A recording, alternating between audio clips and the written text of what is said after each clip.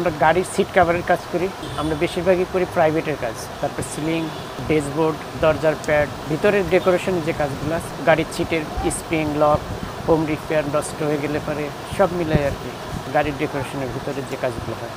আমাদের কাজগুলো আমরা বেশিরভাগই করি প্রাইভেটের কাজ। আবার ডেন্টাল চেয়ারও করি, ডেন্টাল চেয়ার দাঁতের যে এগুলো আছে সেটাও করি। তবে গাড়ির কাজগুলো আমাদের প্রাইভেটের কাজগুলো আমরা বেশি করি, বাসের কাজগুলো।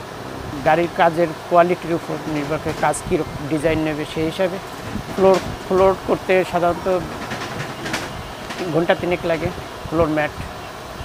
আর সিট কাভারেও ওই রকমই, কিন্তু সেক্ষেত্রে আগে অর্ডার করতে হবে, তারপরে যার যার চয়েস তার কাছে। তারপরে যদি আমাদের ডিসাইড করতে বলে সেক্ষেত্রে আমরা করি, ডিসিশন দেই। তবে যারটা সে ডিসিশন করেই ভালো, যেহেতু সে ব্যবহার করবে। আমার চুজটা তার পছন্দ নাও হতে পারে। সে যদি আমাকে হেল্প করতে চায় যে কোনটার সাথে কালার কোনটা কম্বিনেশন ভালো হয়, সেক্ষেত্রে আমরা হয়তো ডিসাইড করে দিতে পারি। আমাদের কাজের অভিজ্ঞতা যদি ধরেন তাহলে 25-30 বছর হয়ে গেছে। তার মানে তো অনেক দিন। এই পেশায় কিভাবে আসা, কিভাবে অন্যান্য অনেক কাজই ছিল? অনেক কাজই ছিল আসলে। এটা একটা হাতের কাজ, টেকনিক্যাল কাজ। অনেকে অনেক রকম কাজ করে, সেই হিসাবে আমরা মনে করছি যে না, এটা করলে খারাপ, সবাই তো করতেছে। ক্রেতারা এখন আসলে আগের মতো অত রুচিশীল না। আগে যেমন একটা কাজের জন্য সময় দিত, কাজটা ভালো হতো। এখনকার আসে নগদ, খুব দ্রুত কাজ করে নিয়ে দিয়েছে। আবার অল্প সময়ের ভিতর সে ভালো কাজ চায়, তো এটা তো সম্ভব না। একটু কাজটা কোয়ালিটি সম্পন্ন করতে গেলে একটু সময়ের ব্যাপার, সময় দিতে হবে। টেইলারিংয়ের কাজগুলো একটু ফিনিশিংটা ভালো হয়।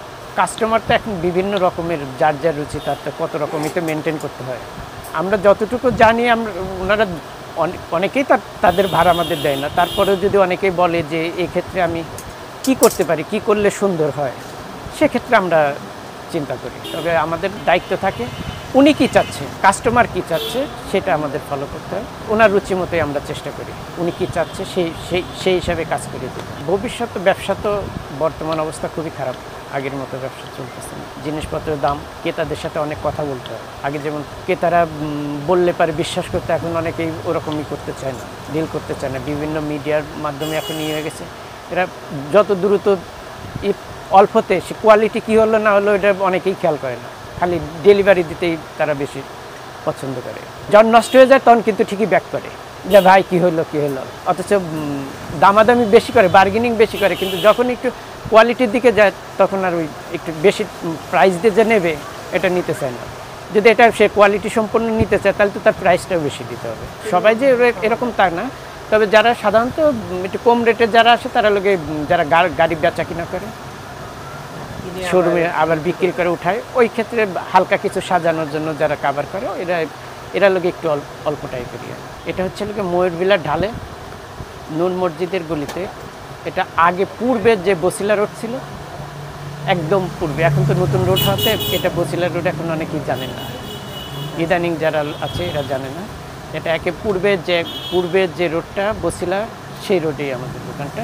অর্থাৎ মেন রোড থেকে 100 গজ দূরে আমাদের দোকানটা।